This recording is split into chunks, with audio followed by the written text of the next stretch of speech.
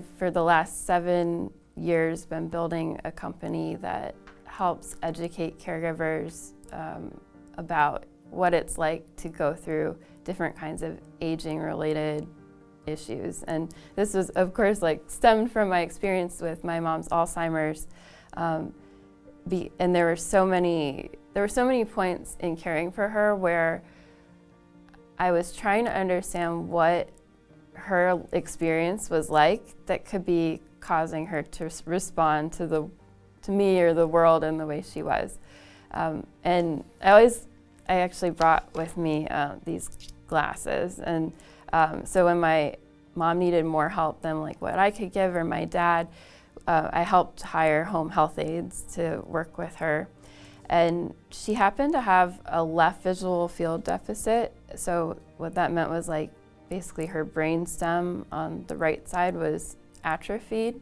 So it caused the left halves of her visual field to be basically blocked off. So that's a mouthful what I just said, but if we put on these goggles, we could see what my mom was seeing. And so what that meant for her care was to remember to walk on this side of her body, because she would run into doorways, or it was where she had poor balance. And if we were going to approach her so that she wouldn't get startled, we would remember to come from the right side.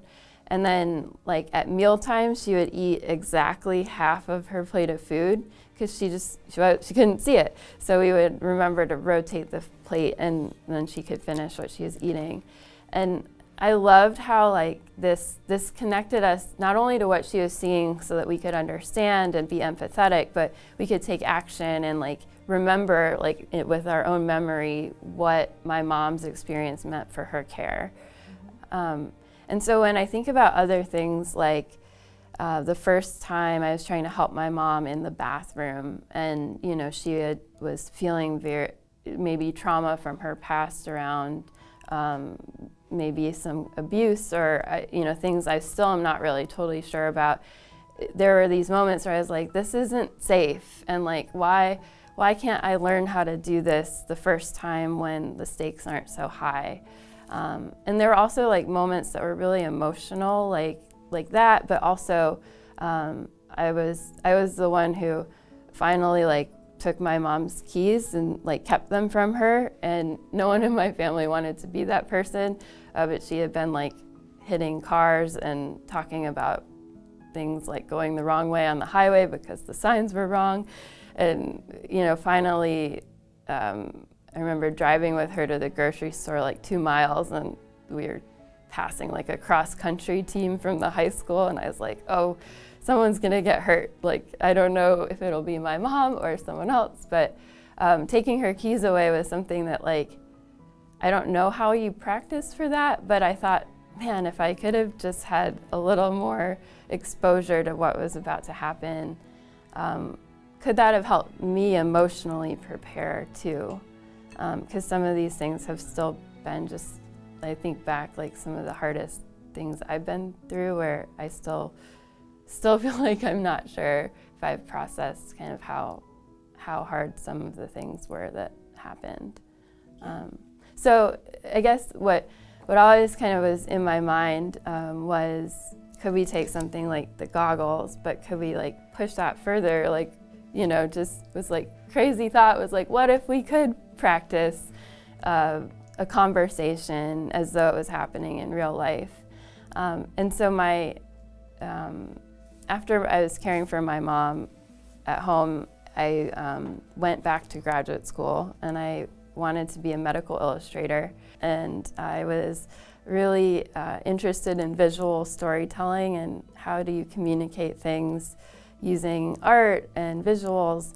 And so in my master's program, we had to do a research project. And at this point, my mom was in the last 2 years of her life. She lived to be 61, which was almost, I think it was a decade, longer than the point her doctors had said, or 5 years more than what her doctors had said that she would live to be. And I was thinking about her a lot because I almost didn't want to go back to grad school and leave home. And so I thought, well, what if this question can become my research project? And I told my professors, like, I want to recreate what someone who has Alzheimer's is seeing and experiencing and feeling, so that caregivers can embody that and have better tools and understanding in their care. Unbeknownst to me, that became now what's today our company, Embodied Labs. And I met my now co-founder, who was into human-computer interaction and how things like immersive worlds and virtual reality can help connect humans better through technology. And then my older sister actually is another co-founder of my company, and she had a training in education and technology, and of course shared the same life stories and experiences as me.